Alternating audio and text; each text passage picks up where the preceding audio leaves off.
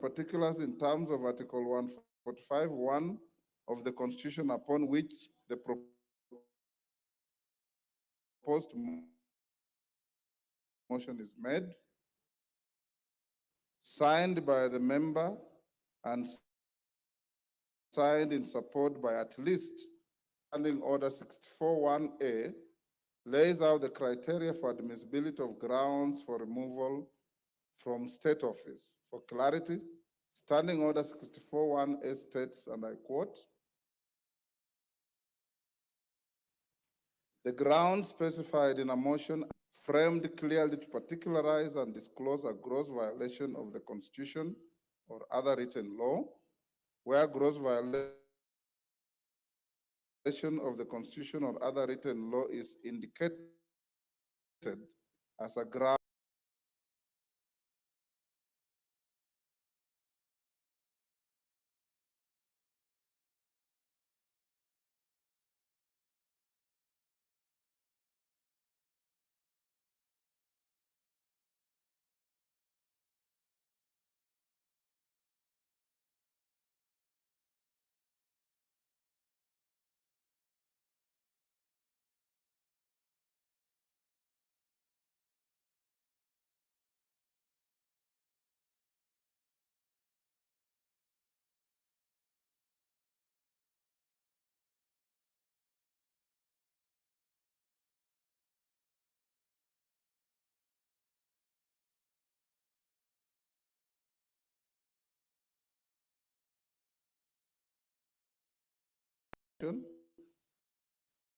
I'm required to examine its form, threshold, framing of the grounds,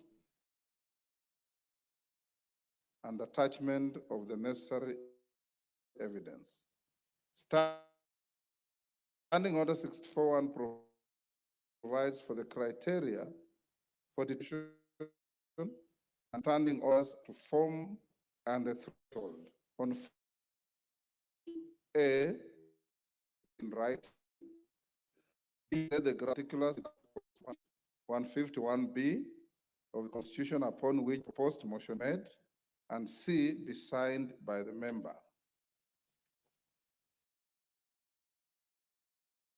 And D, be signed in support by at least 1/3 of all the members of the Assembly.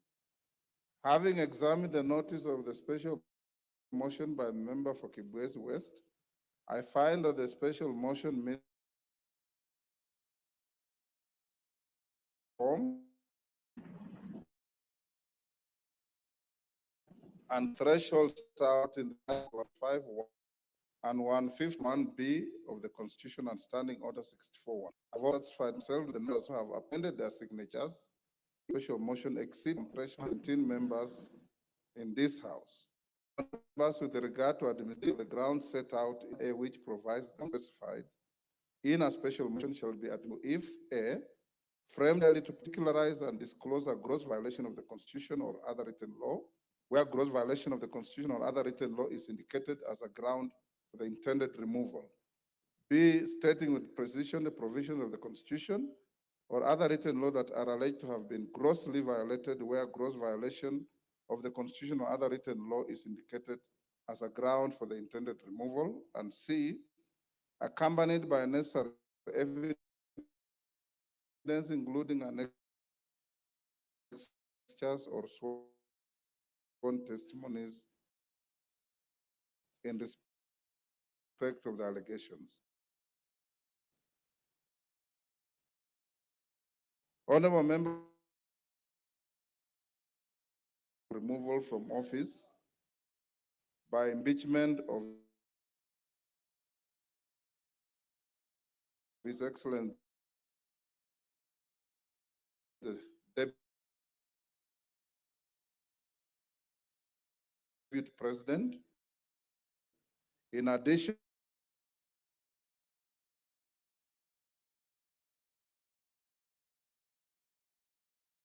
with respect to evidence, the member has attached documents including annexures and a sworn affidavit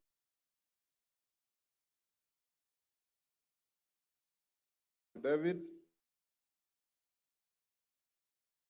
to substantiate the grounds stated in the special motion. Consequently, honorable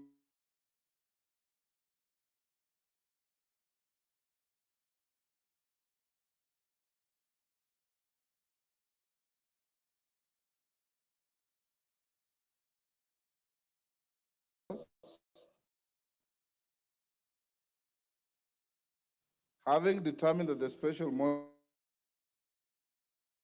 is admissible,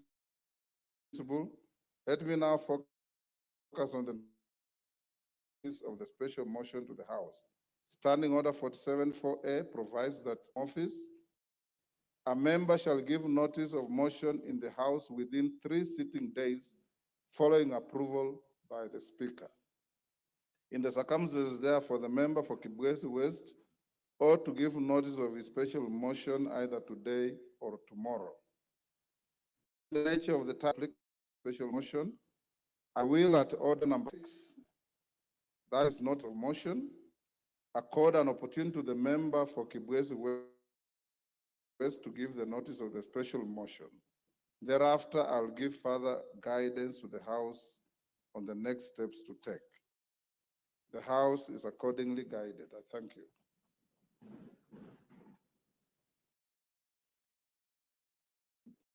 Gladys Boss, are you ready?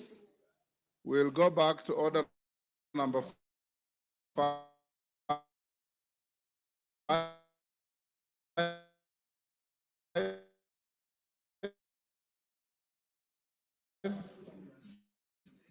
for the Deputy Speaker. On the House today, 26 September 2024. Report of delegation 64 the OAS Parliamentary Assembly and the Luanda from the 2nd to the 20th of February 2024. Thank you, Honorable Speaker.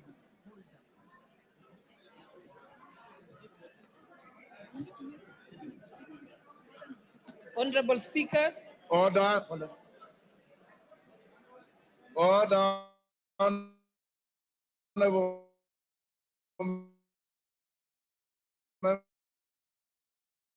members.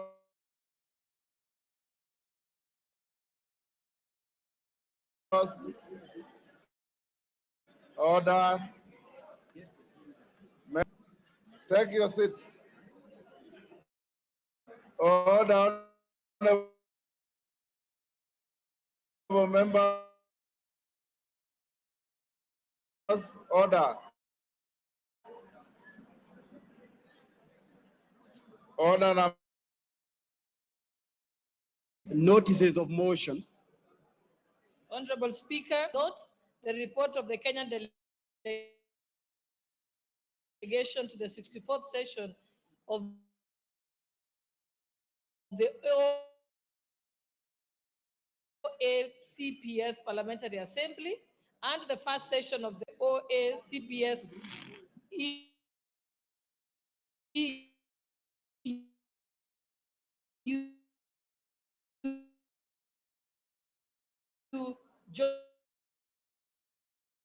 Joint Parliamentary Assembly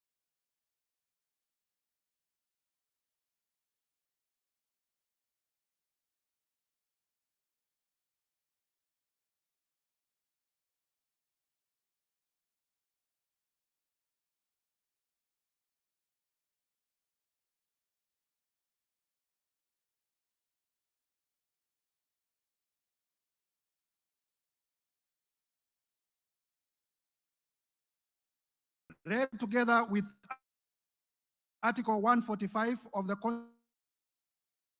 Constitution of Kenya that we passed in 2010, and as read together with our standing orders number 64 and 65, by way of impeachment, His Excellency Rigathi Gachagua, EGH, the current Deputy President of the Republic of Kenya.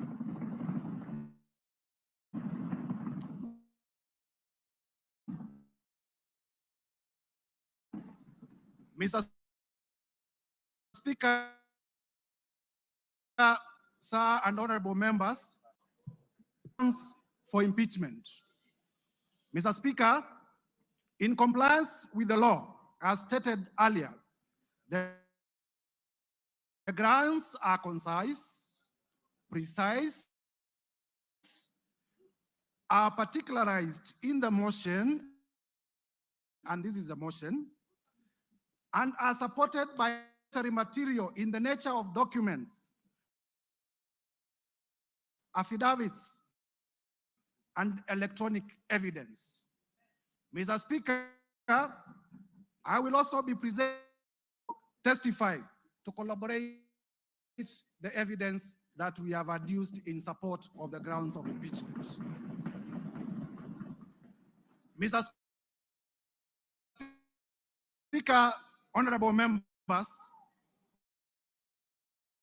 sentence by sentence, paragraph by paragraph, because as you notice, the grounds themselves constitute about 42 pages, and with the rest of the material, we have about nearly 100 pages. And therefore, Mr. Speaker, summarize the 11 grounds as follows.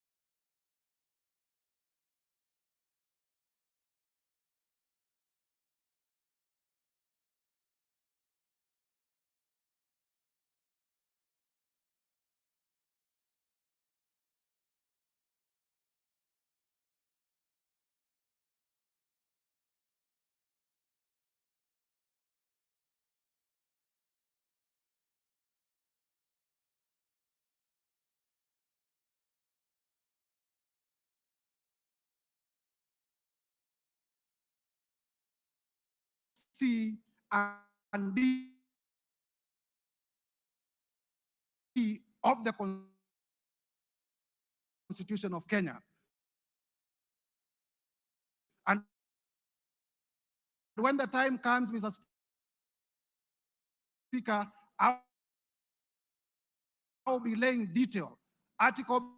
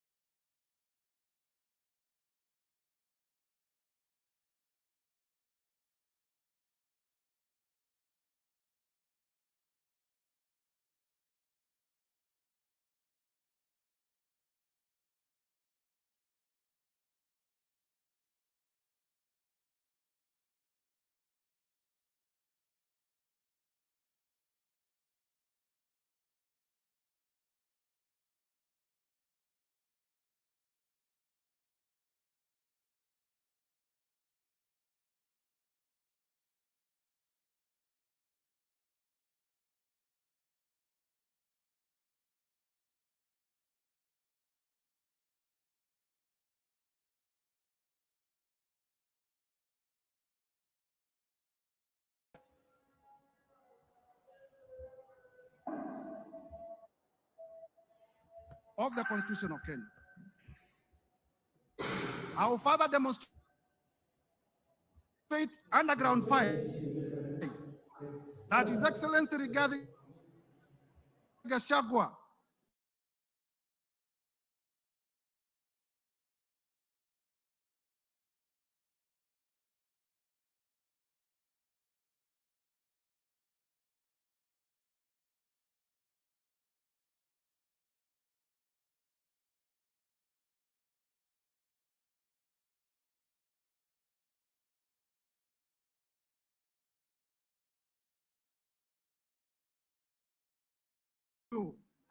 Charles Were, Fatuma Mohamed, Paul Abwar, Badu Twalib, Dr. Charles Ochieng, Caleb Amisi Luyai, Elisha Odhiambo, Farah Maalim, Elijah Memusi Kanchori, Kakuta Maimai Hamisi, Aden Daud Mohamed, Honorable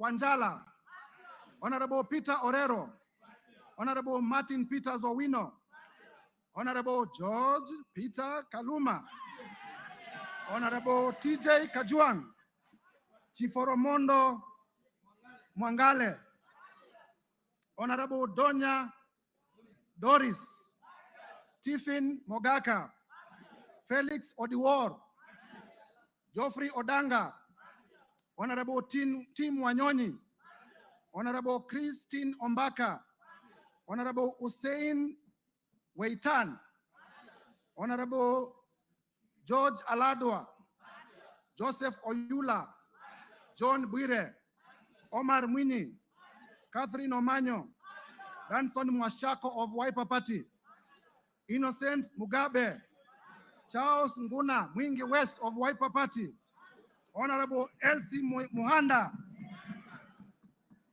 Honorable J.L. Sunguli of Kilgoris, Honorable Udgun Siad, Honorable Dr. John Ariko, Honorable Tindi Mwale, Otiende Amolo Senior Counsel. Mr. Speaker, the House takes notice that Honorable Otiende Amolo is one of the makers of the Constitution that we are implementing. Honorable Christopher Aseka, Honorable Paul Ekwon Nabuin, Honorable Nicholas Gikor of Turkana East, Honorable Yusuf Mohammed, Honorable Abdgadir Hussein Mohammed, James Koyo, Sarah Paulata Korere, Honorable Umker Arun Mohammed, Honorable John Nikal. James. Yes, my sincere apologies. For the correctness of the record, this is Honorable Dr. Professor James Nikal, the member for Seme. Honorable Daniel Manduku, Honorable Mohamed Ado, Honorable Wario Guyo, Honorable Paul Katana, Maurice Kakai Bisau, Emmanuel Wangwe, Bernard Shinyali, my friend Nabi Nabwera, Patrick Macau Kingola of the Wiper Party Mavoko constituency, and Commissioner of the Public Parliamentary Service Commission, very able, voted by members of this House. I thank you in a special way, my senior brother. Honorable Shakil Shabil Hamed, Honorable Aden Kainan, Honorable Dr. Aden Kainan, Honorable Fatuma Jeho, Honorable Amina Munyazi Laura, Honorable Gertrude Mbeyo, Honorable Adipo Akwome. Mr. Speaker, if you allow me, I can have a sip of my water. Go ahead.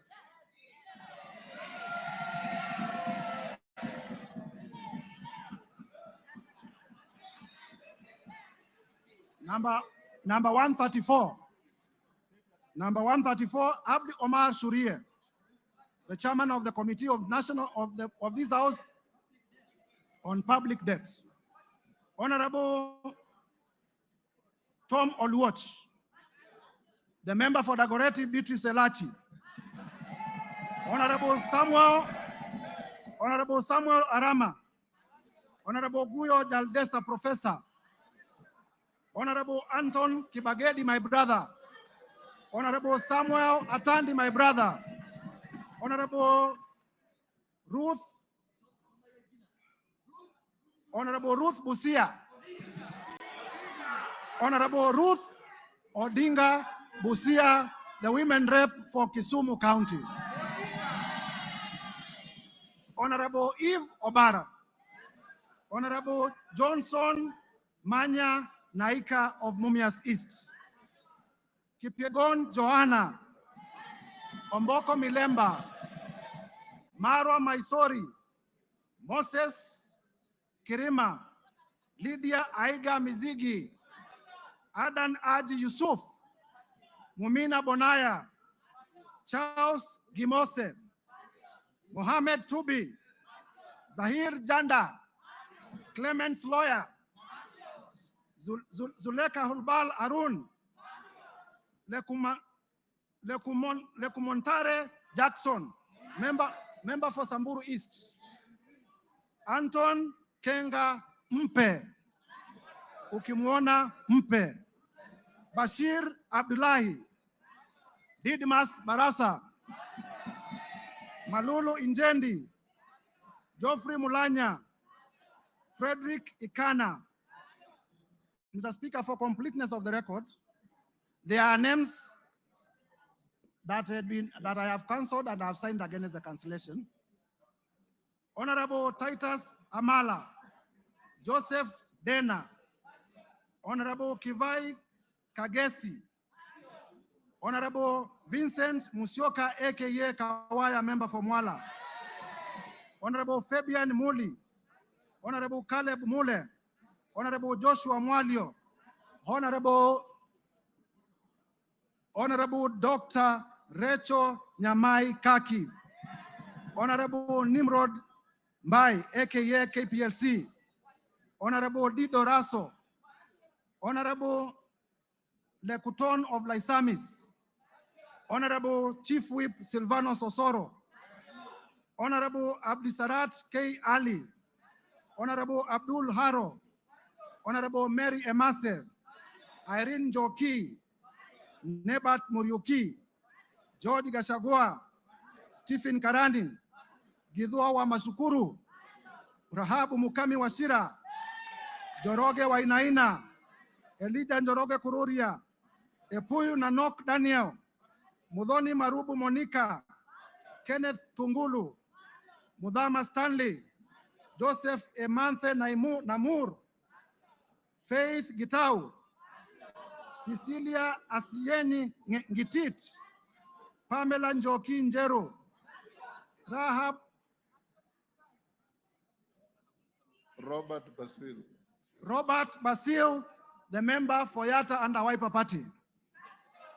Protas Akuja, Kasim Sawa Tandaza, Pauline Lengimis, Honorable Dr. Robert Pukose,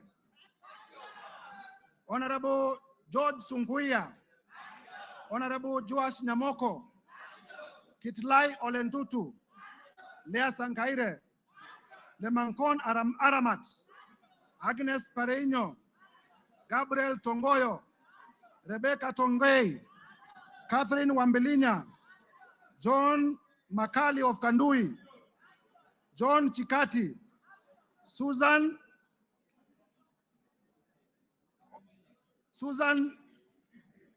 of Tharaka Nithi, the women rep for Tharaka Nithi County, Mburu Kahangara, Geoffrey Wandeto, Ronald Karauri, Jackson Koech,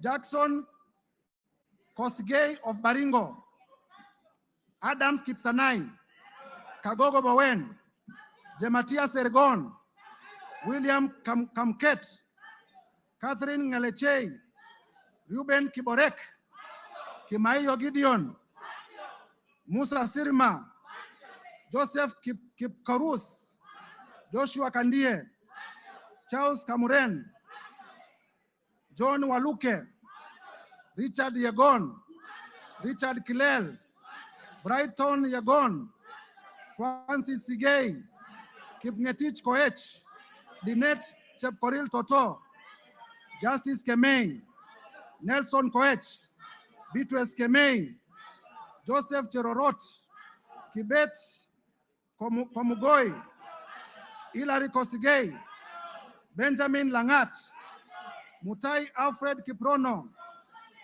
Liza Chelule, Joseph Tonui, Paul Chebor, Fred Kapondi, Lilian Sioi, Naomi Jilowako, Faisal Abdi Bader, Alpha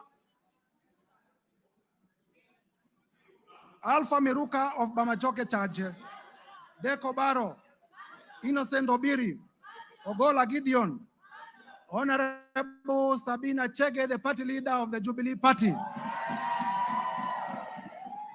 Peter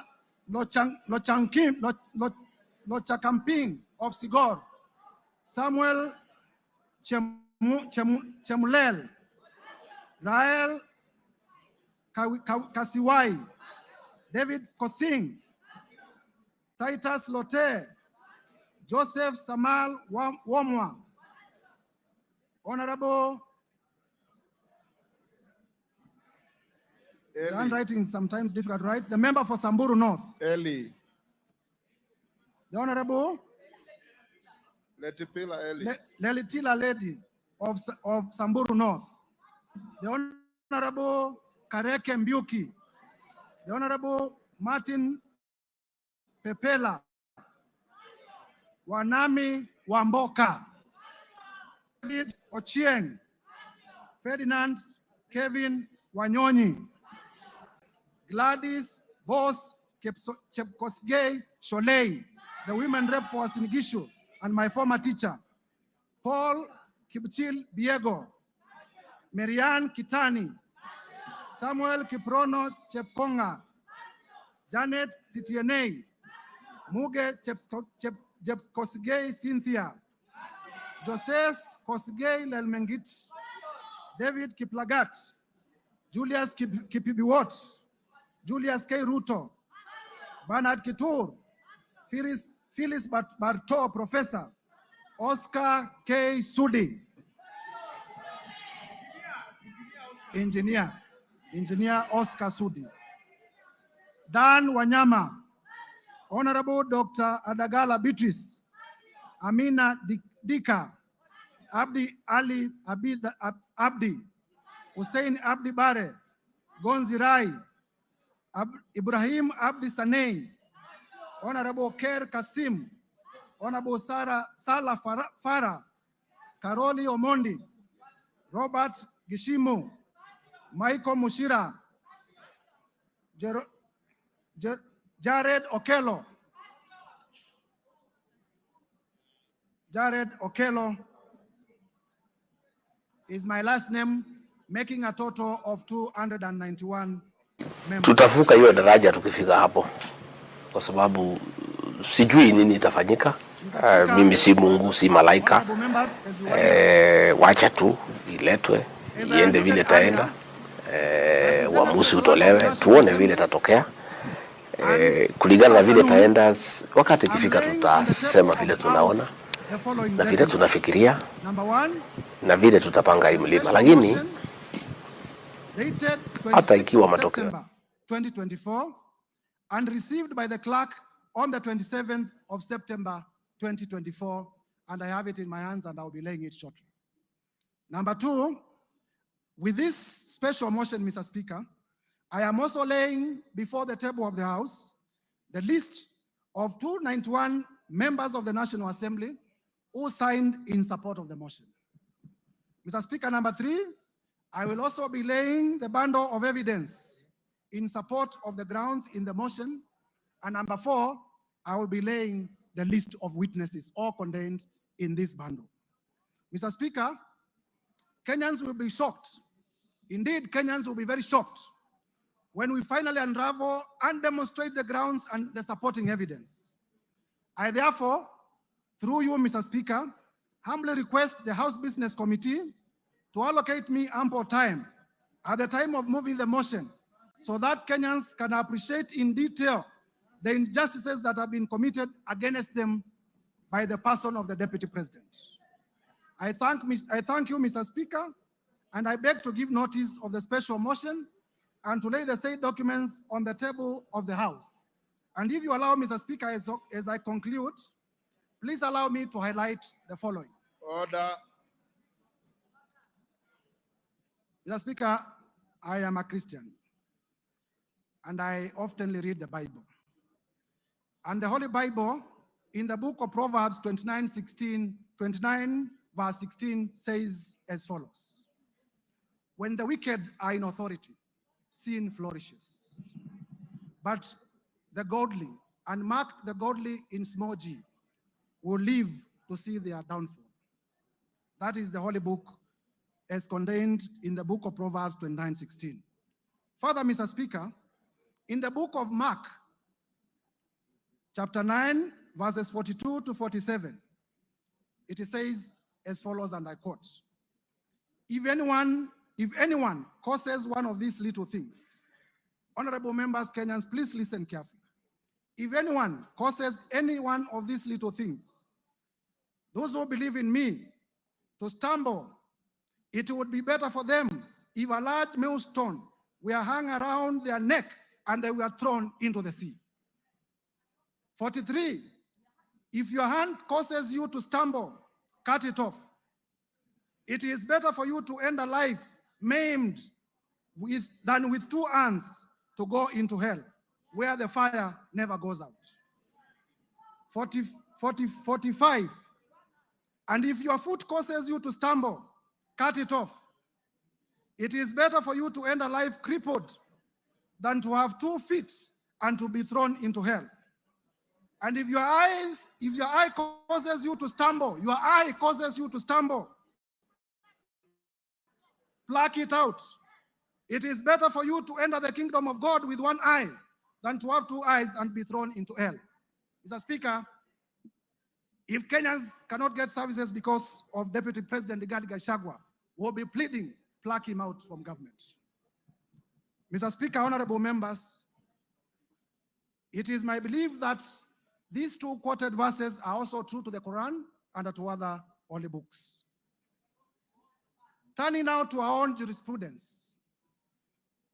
Honorable members, because many of us are political practitioners, even those who are not lawyers, would remember that in nullifying... Order, Mtuse, you are giving an motion, you are not debating the motion. Yes, I'm finishing. Yes. I'm finishing. In nullifying the 2017 presidential elections, His Lordship, the Chief Justice Emeritus, the Honorable David Maraga, pronounced himself in the following words: the greatness of any nation lies in its fidelity to the Constitution and adherence to the rule of law, and above all, respect to God. And Mr. Speaker, it is this persuasion, Mr. Speaker, that has made me to bring this motion of impeachment against the person of the Deputy President, His Excellency Rigathi Gachagua. For the record, and Kenyans, listen, I have no grudge, I have no malice, I have no ill will, I have no personal vendetta against His Excellency Rigathi Gachagua. I am just doing my duty as a citizen of the Republic of Kenya and executing my mandate as a member of this House as mandated under the Constitution to bring this motion. I will therefore, Mr. Speaker, with your permission, lay the documents before the House and beg to give notice of the motion. I thank you, Mr. Speaker. Hand over the documents to the clerk.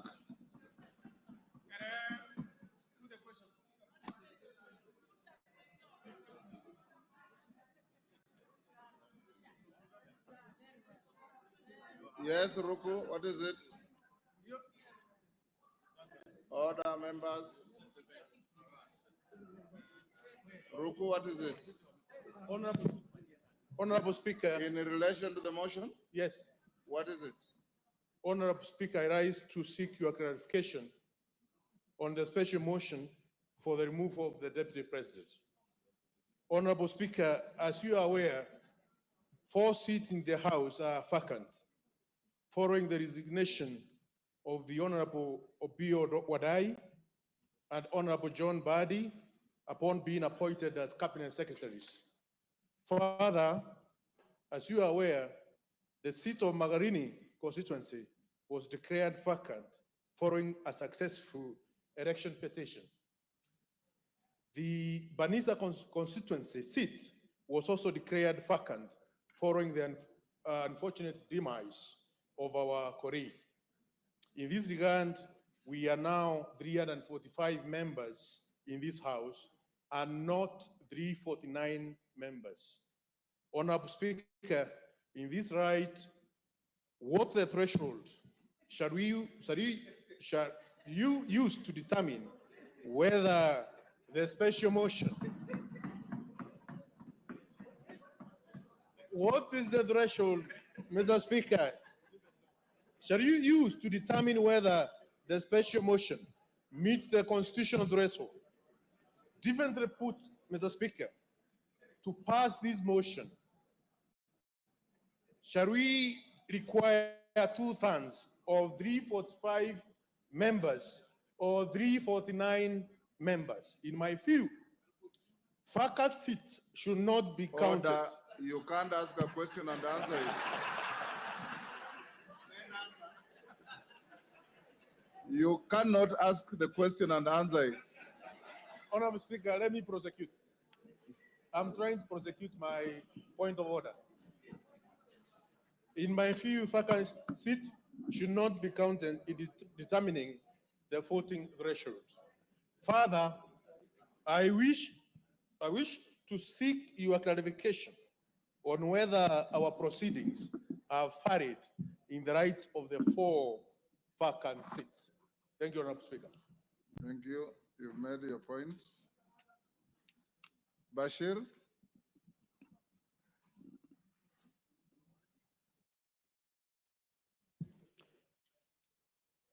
Honorable Speaker, Article 145 and 150 of the Constitution provides for removal of the Deputy President. Our standing order goes to great length on the same to explain the procedure for removal of the Deputy President, as stipulated under Standing Orders 64 and 65.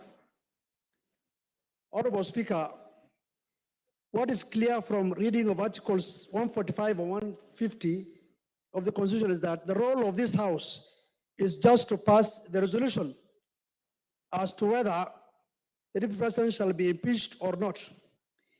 It is the exclusive role of the Senate to conduct the trial process. Simply put, we are the initiators and the Senate will be the trial house. Honorable Speaker, consequently, I seek your guidance on whether it is necessary to invite the Deputy President to this House in terms of the right to be heard, noting we have nothing to do with the real process. In my view, the Deputy President shall be required to appear before the Senate, but nevertheless, I seek your indulgence on this matter. Thank you, Honorable Speaker.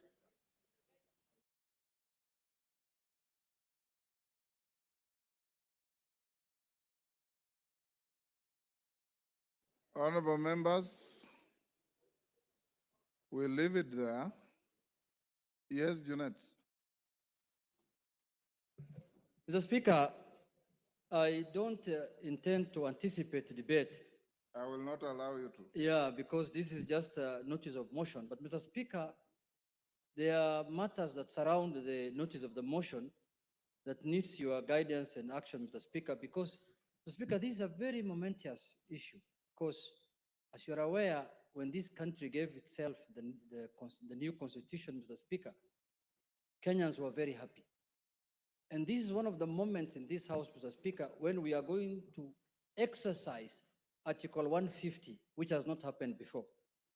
So, Mr. Speaker, this is a very, very important matter for this nation, Mr. Speaker, that is being exercised through this House. But having said, Mr. Speaker, as you're aware, there are members from our side and members from the other side who have signed to this petition, to this motion, Mr. Speaker.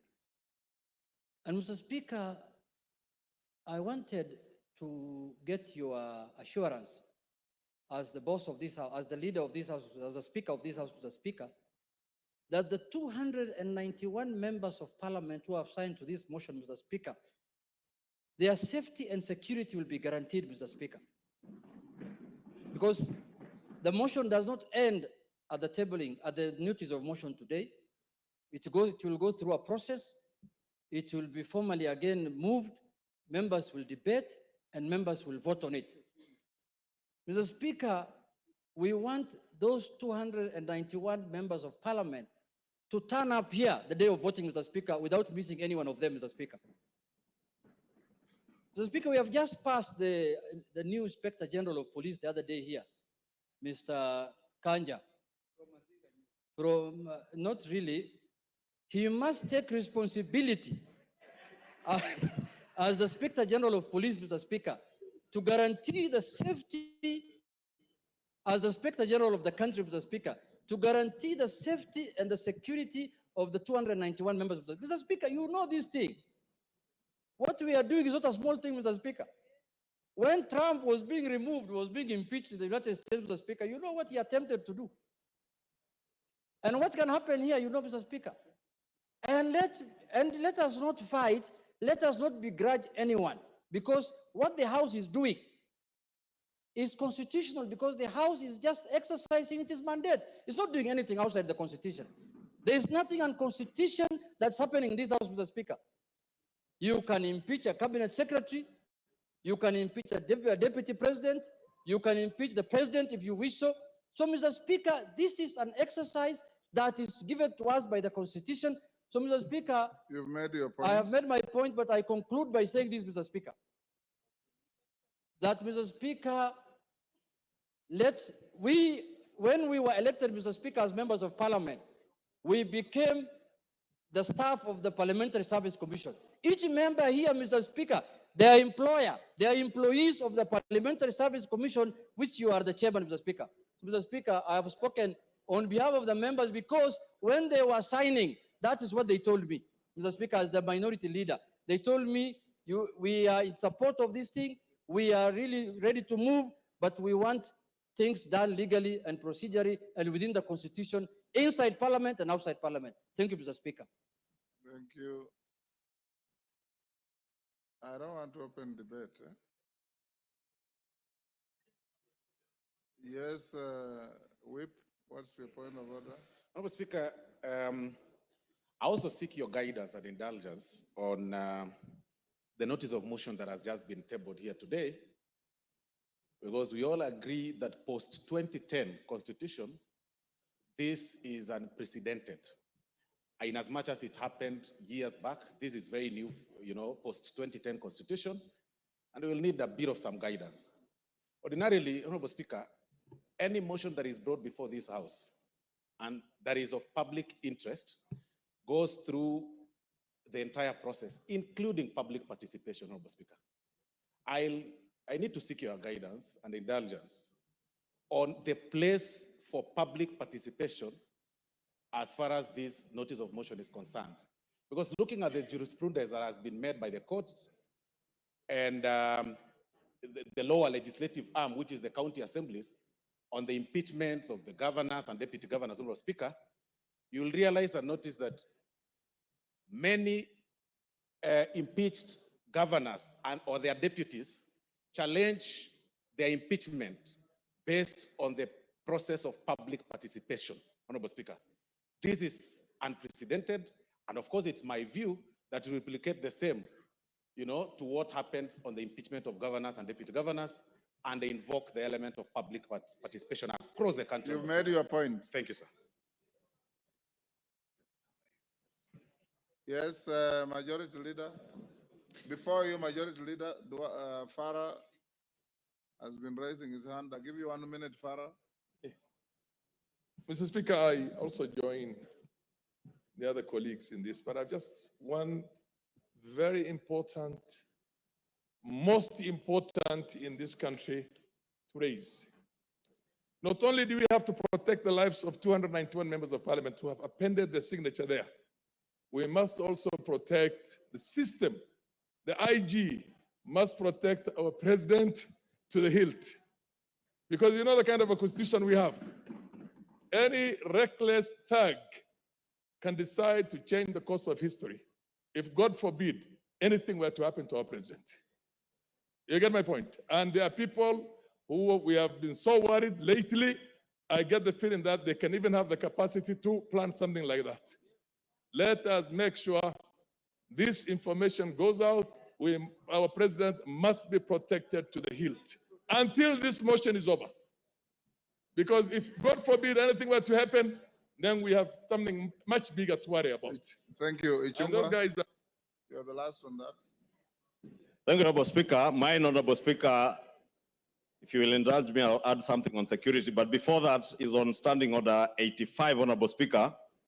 85-2, which Honorable Speaker would beg, even as you guide members, that members listen, that it shall be out of order to anticipate the debate of a motion of which notice has been given by discussion upon a substantive motion or amendment and all that is said in the standing orders, Honorable Speaker. And I say this, Honorable Speaker, because I know we are in an open and transparent society, and many of us will be invited to media stations to discuss this impeachment motion which notice has been given today.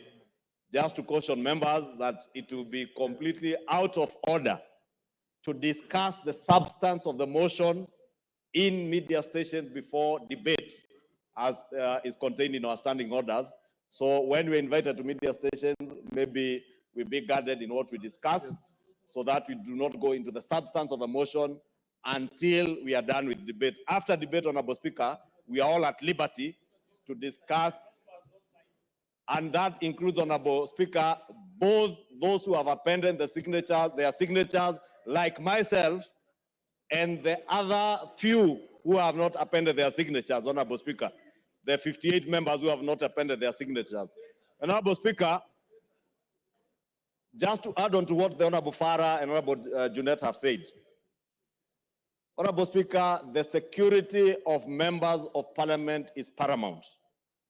Honorable Speaker, I say that looking at you, because you know on the 25th of June this year, Honorable Speaker, none other than yourself, you were a target, and you know that. And not a target for harm, but a target for elimination based on the position you hold as Speaker and the ranking order should anything happen to the President or the Deputy President, Honorable Speaker.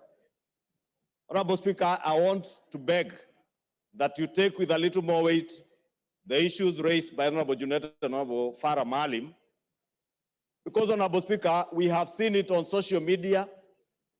We have been told by certain quarters that before March of 2025, they say bendera itapepea mlingoti nusu.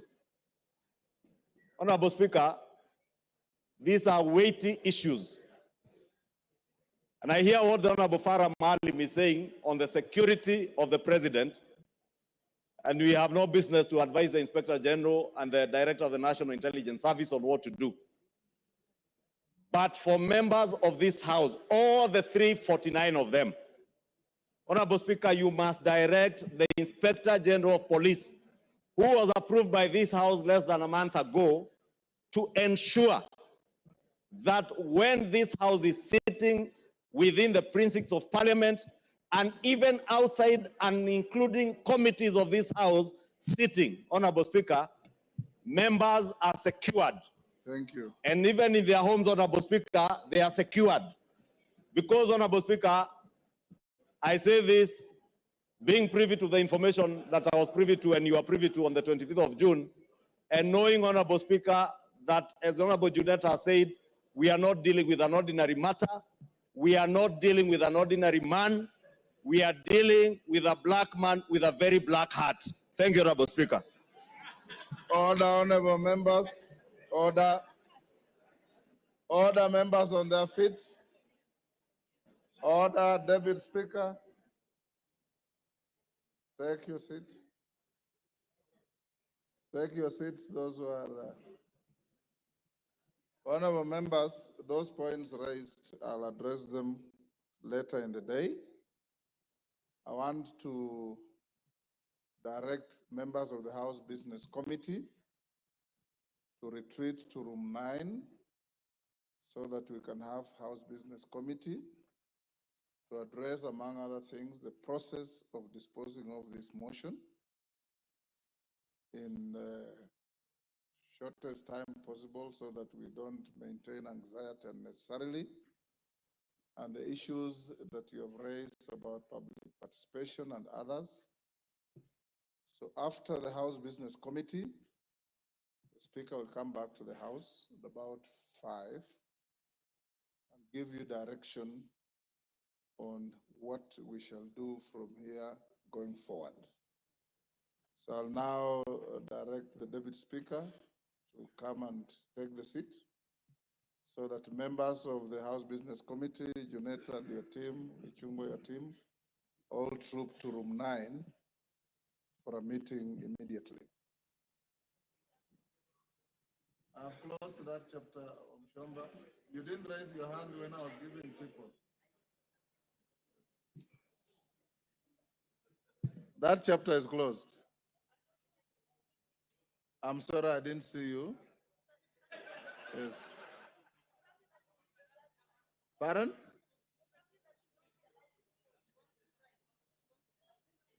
Two? Take the seat. Deputy Speaker, take the seat.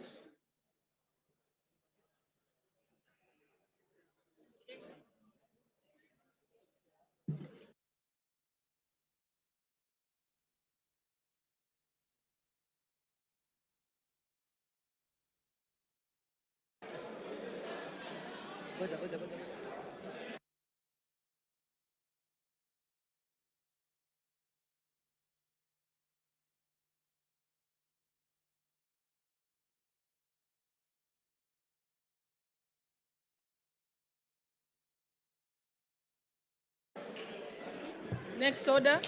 Order number 7, questions and statements.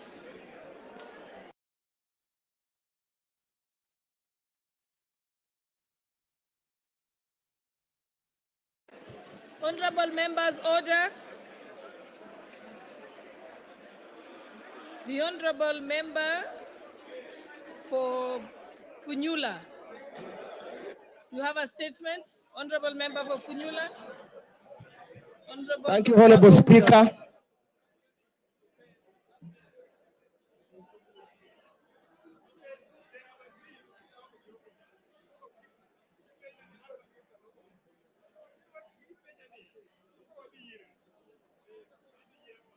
Honorable Speaker,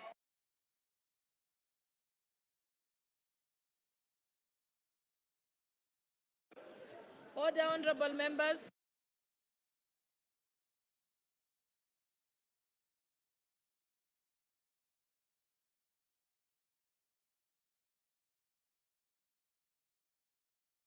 Order, honorable members. Order, honorable members.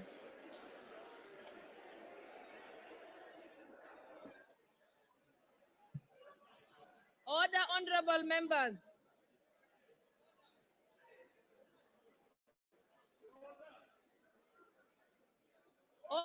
Order, honorable members.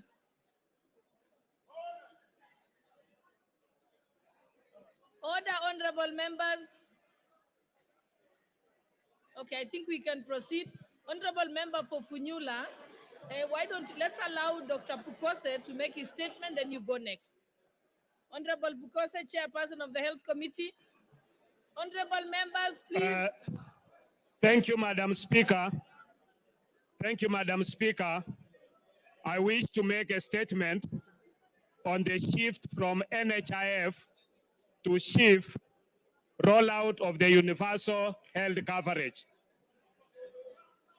Honorable Speaker, the Ministry of Health and Social Health Authority is today rolling out the Social Health Authority healthcare services and benefits under the 3 funds. That is the Primary Healthcare Fund, Social Health Insurance Fund, and the Emergency Chronic and Critical Illness Fund established under the Social Health Insurance Act number 16 of 2023 that was enacted by this House almost a year ago. This act is being operationalized by the government. Access to SHA healthcare services